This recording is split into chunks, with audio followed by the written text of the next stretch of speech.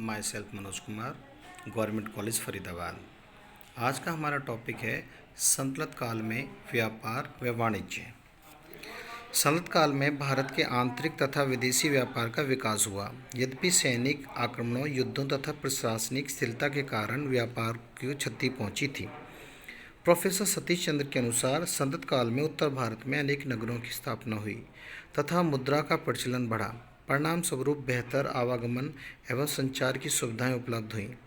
चांदी के टका तथा तांबे के दहरम पर आधारित एक ठोस मुद्रा तंत्र कायम हुआ, जिसने भारतीय व्यापार में एक नई जान फूंकी।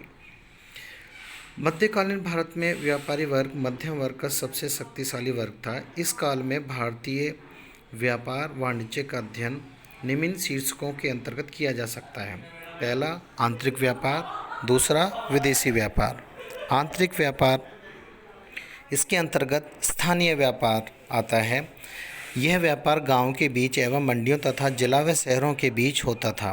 ग्रामीणों की दैनिक आवश्यकताओं की पूर्ति के लिए बाजार अथवा हाट लगते थे।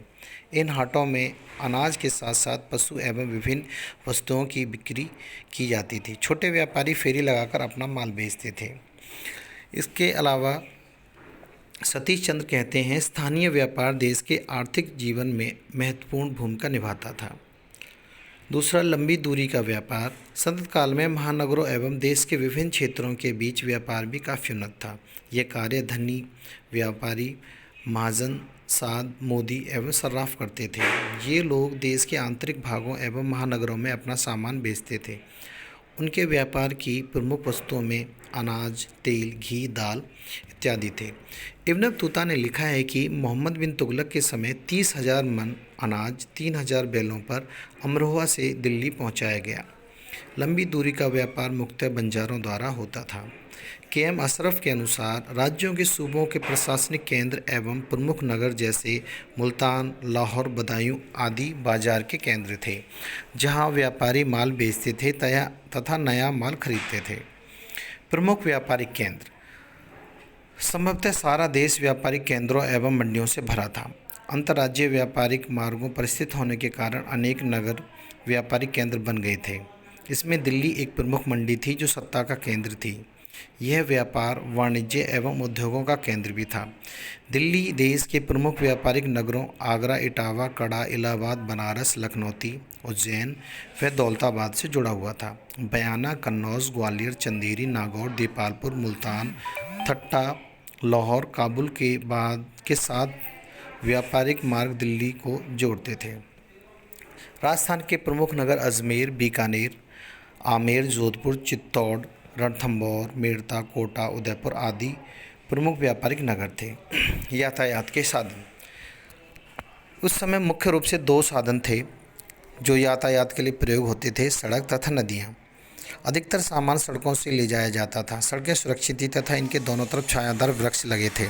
सड़कों के किनारे सराय बनी होती थी जहां यात्री अपने माल के साथ सुरक्षापूर्वक ठहरते थे। मार्गों पर मनुष्यों तथा पशुओं के लिए पीने की पानी की व्यवस्था भी होती थी। यात्रियों के मार्गदर्शन के लिए छोटे छोटे मीनार बने होते थे। दिल्ली के सुल्तानों ने गाँव, कस्बों एवं शहरों को सड़कों से जोड़ने का काफ़ी प्रयास किया था। यातायात के साधनों में बैलगाड़ी, रथ, ऊँट, हाथी तथा खच्चर थे। भारी माल ढोने के लिए हाथियों का प्रयोग होता था। मध्यकाल में नदियों के मार्ग से भी नौकाओं द्वारा माल की ढुलाई की जाती थी। यह सस्ता तथा सुगम था। लखनौती में 20,000 छोटी छोटी तेज़ गति वाली नौकाएं थीं।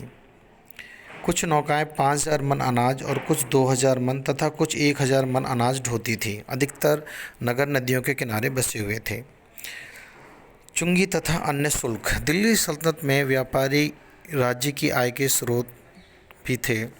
शासन उनसे विभिन्न प्रकार के कर प्राप्त करते थे।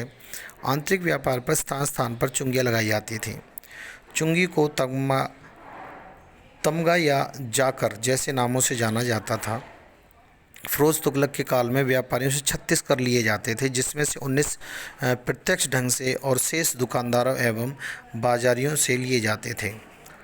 अफीब ने लिखा है कि बाजार की सभी वस्तुओं का परीक्षण किया जाता था तथा उन पर ज़कात वसूल किया जाता था। फिरोज तुगलक ने सरा के विरुद्ध सभी करों को समाप्त कर दिया था। बंदरगाहों पर भी शुल्क के रूप में 2.5% की दर से कर वसूल किया जाता था। बाजार तथा मंडियाँ। संदत काल में सभी शहरों में बाजार या मंडियाँ होती थी। अलग अलग वस्तुओं के लिए अलग अलग मंडियाँ होती थी। ये शहर के बीच या मंदिर के पास लगती थी। शहर की मंडियों में वस्त्र, पशु पक्षी, अनाज, घोड़े, दास दासियाँ की मंडियाँ होती थीं। मंडियों में थोक तथा खुदरा भाव पर माल खरीदा जाता था। कस्बों में भी मंडियाँ होती थी। कस्बों की मंडियों में गाँव से विभिन्न वस्तुएं आती रहती थी। यहाँ से शहर के थोक एवं खुदरा व्यापारी सामान ले जाते थे। गाँव में त्यौहार व विशेष अवसरों पर व सप्ताह में एक दिन हाट लगती थी। इस काल में दासों की प्रमुख मंडियाँ थीं, जैसे दिल्ली, बदायूं, मंदौर, सिंध, गुजरात, बंगाल। यहाँ पर दासों की मंडियाँ लगती थी। मिन्हाज ने लिखा है कि लखनौती के बाज़ार में प्रतिदिन 1,000 घोड़े बिकते थे। दिल्ली में बाज़ारों, अनाज, कपड़े, पशु आदि मंडियों का उल्लेख इब्न बतूता व अमीर खुसरो ने किया है। तो ये था हमारा आंतरिक व्यापार। तो दिल्ली सल्तनत में आंतरिक व्यापार का आज हमने वर्णन किया। धन्यवाद।